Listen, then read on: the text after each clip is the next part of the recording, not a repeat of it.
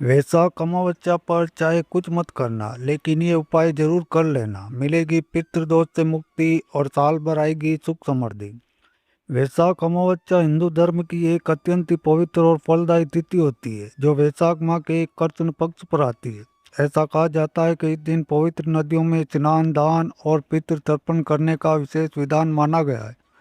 क्योंकि वैशाख का महीना भगवान विष्णु को समर्पित होने के कारण इस दिन उनकी आराधना करना सुख समृद्धि प्रदायक माना जाता है। इसलिए इस दिन लोग अपने पूर्वजों की आत्मा की शांति के लिए श्राद्ध कर्म करते हैं और जल सेवा या अन्नदान जैसे पुण्य कार्य करते हैं। ये तिथि आध्यात्मिक शुद्धि और शांति प्राप्ति के लिए एक उत्तम अवसर मानी जाती है। वैशाख अमावस्या न केवल पूजा पाठ बल्कि जीवन की समस्याओं को दूर करने वाली प्रभावी उपायों के लिए भी जानी जाती है। और यदि आप भी पितृदोष, आर्थिक तंगी, शनि दोष जैसी समस्याओं से जूझ रहे हैं, तो इस दिन किए जाने वाले कुछ आसान और अचूक उपाय आपके भाग्य के बंद दरवाजे खोल सकते हैं। इस वीडियो में जानते हैं कि इस बार 2026 में वैशाख अमावस्या कब है, अमावस्या तिथि कब से कब तक रहेगी, इस दिन स्नान, दान, पितृ तर्पण का सही समय क्या रहेगा, ब्रह्म मुहूर्त, राहु काल, अभिजीत मुहूर्त कब रहेगा और इस दिन कौन कौन से शुभ संयोग बन रहे हैं। इसके अलावा वैशाख अमावस्या पर कौन से उपाय करने चाहिए जिससे साल भर सुख समृद्धि बनी रहे। तो आइए सबसे पहले जानते हैं कि इस बार 2026 में वैशाख अमावस्या कब है, अमावस्या तिथि कब से कब तक रहेगी और इस दिन स्नान, दान और पितृ तर्पण का सही समय क्या रहेगा, ब्रह्म मुहूर्त, राहु काल और अभिजीत मुहूर्त कब रहेगा और इस दिन कौन कौन से शुभ योग और संयोग बन रहे हैं। इस बार वैशाख अमावस्या तिथि 16 अप्रैल दिन गुरुवार को रात 8:12 से शुरू होगी और गुरुवार की पूर्ण रात्रि अमावस्या तिथि रहेगी। वहीं 17 अप्रैल दिन शुक्रवार को अमावस्या तिथि का समापन शाम 5:21 पर होगा। अगर बात करें कि किस तिथि में अमावस्या का व्रत रखना सही रहेगा, तो 16 अप्रैल को सूर्यास्त के बाद से रात में ही अमावस्या तिथि लग रही है। इसलिए गुरुवार को अमावस्या संबंधी कोई भी कार्य नहीं करना चाहिए और ना ही व्रत रखना चाहिए। और अगले दिन 17 अप्रैल दिन शुक्रवार को सूर्योदय व्यापनी ब्रह्म मुहूर्त व्यापनी अमावस्या रहेगी। वहीं शाम को सूर्यास्त से बस कुछ देर पहले अमावस्या तिथि समाप्त हो रही है। इसलिए अमावस्या का चाहे व्रत हो या फिर स्नान, दान हो, पितृ तर्पण हो, श्राद्ध आदि कार्य हो, 17 अप्रैल दिन शुक्रवार को ही करना सही रहेगा और इसी दिन अमावस्या का व्रत भी रखा जाएगा। शुक्रवार के दिन अमावस्या होने के कारण ये दिन और भी खास हो जाता है, क्योंकि अमावस्या तिथि के दिन माँ लक्ष्मी की पूजा की जाती है और शास्त्रों में शुक्रवार का दिन माँ लक्ष्मी को ही समर्पित माना गया है। इसलिए इस दिन आर्थिक स्थिति को दूर करने के लिए या घर में बरकत के लिए, धन प्राप्ति के लिए माँ लक्ष्मी का सच्चे मन से पूजन करना चाहिए। 17 अप्रैल शुक्रवार को ब्रह्म मुहूर्त, जो कि सुबह स्नान या मंत्र जाप पूजा के लिए उत्तम है, सुबह 4:31 से 5:19 तक रहेगा। सूर्योदय सुबह 6:08 पर, सूर्यास्त शाम 6:44 पर। तो सूर्योदय तक सुबह स्नान करके आप पूजा पाठ कर सकते हैं। वही अमावस्या तिथि के दिन रेवती नक्षत्र दोपहर 12:02 तक रहेगा। इसके बाद में अश्विनी नक्षत्र प्रारंभ होगा। राहु काल सुबह 10:30 से दोपहर 12 बजे तक रहेगा। अभिजीत मुहूर्त दोपहर 12:01 से 12:51 तक रहेगा। अभिजीत मुहूर्त में आप अपने पितरों के नाम से कुछ भी दान इत्यादि कर सकते हैं। कोई खास उपाय यदि करना चाहते हैं तो आप कर सकते हैं। वहीं इस दिन अमावस्या की प्रातःकाल पूजा मुहूर्त रहेगा सुबह 4:47 से लेकर 5:54 तक। शाम की पूजा शाम 6:47 से लेकर 7:54 के बीच कर सकते हैं। जब आप शाम की पूजा करने के साथ ही दीपदान भी कर सकते हैं। अमावस्या तिथि पर दीपदान करने का भी विशेष महत्व है। पितरों के निमित्त जो भी कार्य आप इस दिन करना चाहते हैं, वह अगर शुभ मुहूर्त में किए जाएं तो उनका पुण्य कहीं अधिक प्राप्त होता है। अमावस्या के दिन राहु काल के समय में राहु केतु ग्रह से संबंधित चीजों का दान करना चाहिए। वहीं पितरों के निमित्त जल दान या तर्पण आदि कार्य आप सुबह सूर्योदय से लेकर 9:15 के बीच में कर सकते हैं या फिर दोपहर में 12:01 से 12:51 के बीच में पितरों के निमित्त पिंडदान या श्राद्ध आदि कार्य कर सकते हैं। तो चलिए अब जानते हैं कि वैशाख अमावस्या पर कौन से उपाय करने चाहिए जिससे साल भर सुख समृद्धि बनी रहे। नंबर 1, शिवलिंग पर काले तिल और शहद का उपाय। अमावस्या तिथि के अधिपति स्वयं भगवान शिव माने जाते हैं, क्योंकि इस पावन दिन पर शिवलिंग पर काले तिल और शहद अर्पित करना आध्यात्मिक और भौतिक कष्टों के निवारण का दिव्य मार्ग माना गया है। और काले तिल पितरों की तृप्ति और शनि दोष की शांति के कारक है, जबकि शहद जीवन में मिठास और सकारात्मकता का प्रतीक होता है। इसलिए जब आप जल में काले तिल मिलाकर भोलेनाथ का अभिषेक करते हैं तो संचित पापों का क्षय होता है। इसलिए शहद अर्पित करने से वाणी में मधुरता आती है और पारिवारिक कलह शांत होती है। इसलिए वैशाख की गर्मी में महादेव का ये शीतल और मीठा अभिषेक साधक को मानसिक शांति प्रदान करता है। और ये उपाय विशेष रूप से उन लोगों के लिए फलदायी है जो लंबे समय से किसी बीमारी से जूझ रहे हैं या जिन्हें अज्ञात भय सताता है। इसलिए शिवलिंग पर तिल चढ़ाते समय ओम नमः शिवाय का जाप करने से मन की एकाग्रता बढ़ती है और रुके हुए कार्यों में गति आती है। नंबर 2, काले कुत्ते को तेल लगी रोटी के उपाय। वैशाख अमावस्या की इस पावन तिथि पर यदि आपके जीवन में संघर्ष बढ़ गया या शत्रु का भय सता रहा है तो ये उपाय आपके लिए किसी सुरक्षा कवच से कम नहीं है, क्योंकि काला कुत्ता भगवान भैरव का वाहन और शनिदेव का प्रतीक माना गया है। इस दिन ताजी रोटी बनाएं और उस पर शुद्ध सरसों का तेल अच्छे से चुपड़ लें और अब इस रोटी को पूरी श्रद्धा के साथ किसी काले कुत्ते को खिलाएं।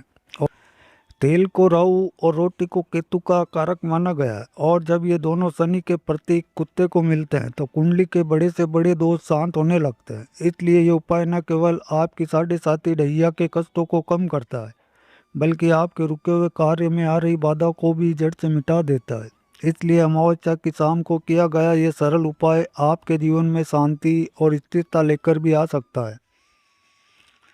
नंबर 3, फिटकरी का उपाय। फिटकरी को नकारात्मक ऊर्जा सोखने वाला सबसे शक्तिशाली तत्व माना गया है, क्योंकि वैशाख अमावस्या की रात फिटकरी का यह प्रयोग घर और मन की अशुद्धि दूर करने के लिए किया जाता है।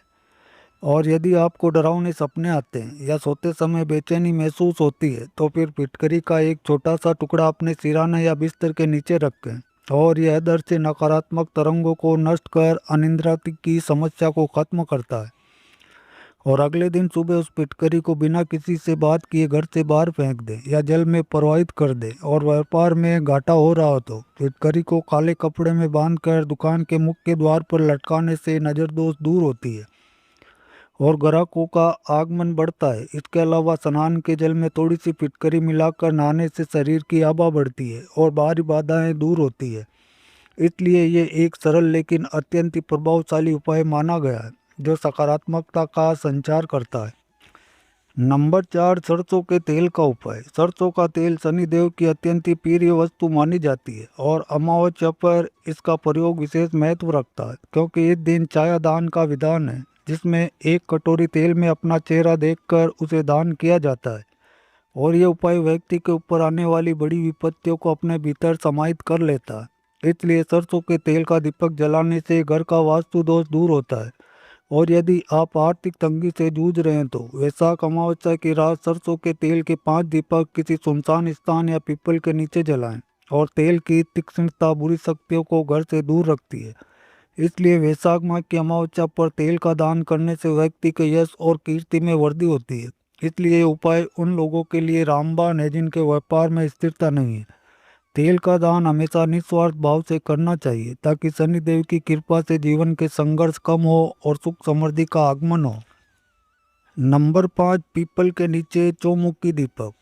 पीपल के वृक्ष को हिंदू धर्म में देव वृक्ष माना गया है, जिसमें ब्रह्मा, विष्णु और महेश का वास होता है।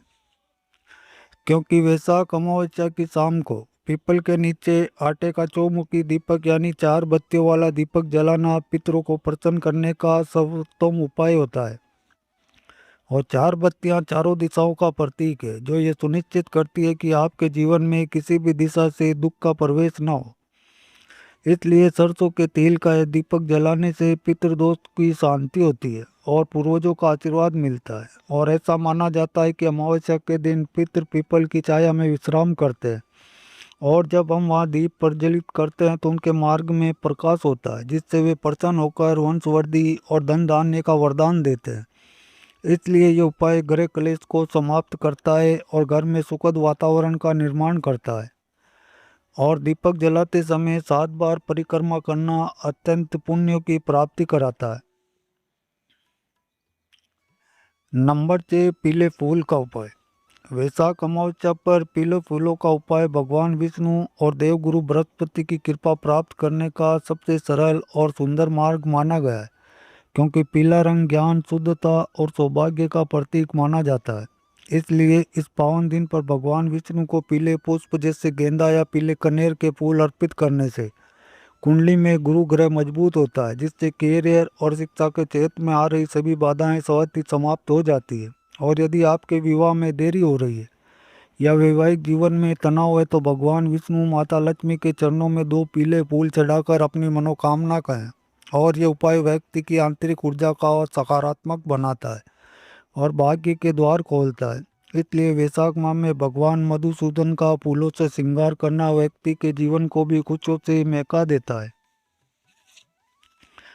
नंबर 7, हल्दी की गांठ का उपाय। हल्दी केवल एक मसाला नहीं बल्कि हिंदू अनुष्ठानों में पवित्रता और समृद्धि का स्तंभ माना गया है, क्योंकि अमावस्या के दिन साबुत हल्दी की गांठ का प्रयोग आर्थिक तंगी को जड़ से मिटाने के लिए किया जाता है। एक पीले कपड़े में हल्दी की 5 या 7 गांठें बांधकर अपने पूजा स्थान पर रखें और ओम नमो भगवते वासुदेवाय मंत्र का जाप करें। इसके बाद इस पोटली को अपनी तिजोरी या धन रखने के स्थान पर स्थापित कर दें। और हल्दी की सात्विक ऊर्जा दरिद्रता को घर से दूर रखती है और नकारात्मकता को नष्ट करती है। इसलिए यदि कोई नया कार्य शुरू करने जा रहे हैं तो हल्दी की गांठ अपने पास रखना सफलता की संभावनाओं को बढ़ा देता है।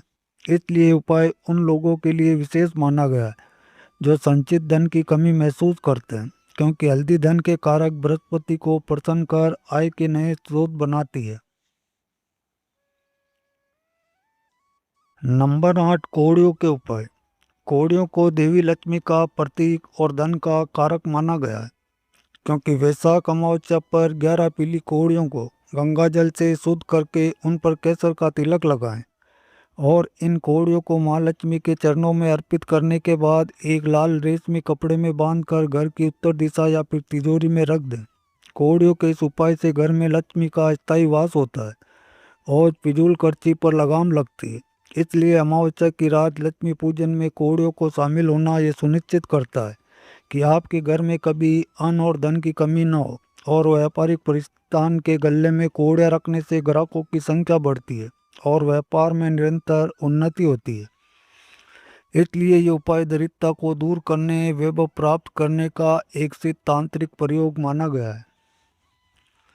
नंबर 9, लौंग का उपाय। लौंग का प्रयोग तंत्र शास्त्र में ऊर्जा को केंद्रित करने और बाधाओं को जलाने के लिए किया जाता है, क्योंकि वैशाख अमावस्या की शाम को 2 साबुत लौंग यानी फूल वाली लौंग लेकर उन्हें कपूर के साथ चांदी की कटोरी या मिट्टी के दिए में जलाएं और इसके धुएं को पूरे घर के हर कोने में दिखाएं। ये सरल प्रक्रिया घर में मौजूद अदृश्य नकारात्मकता, नज़र दोष और वास्तु दोषों को पूरी तरह नष्ट कर देती है।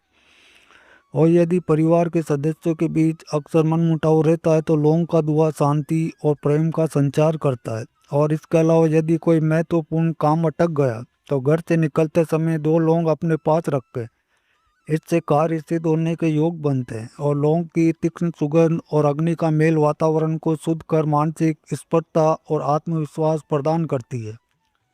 नंबर 10, सिक्कों का उपाय। सिक्के चल संपत्ति और माता लक्ष्मी के स्वरूप माने जाते हैं। अमावस्या की मध्यरात्रि को 5 या फिर 7 सिक्कों को दूध और गंगा जल से धोकर उन पर कुमकुम लगाएं और इन सिक्कों को एक मिट्टी के छोटे कलश या दीपक में रखकर घर के मंदिर में स्थापित करें।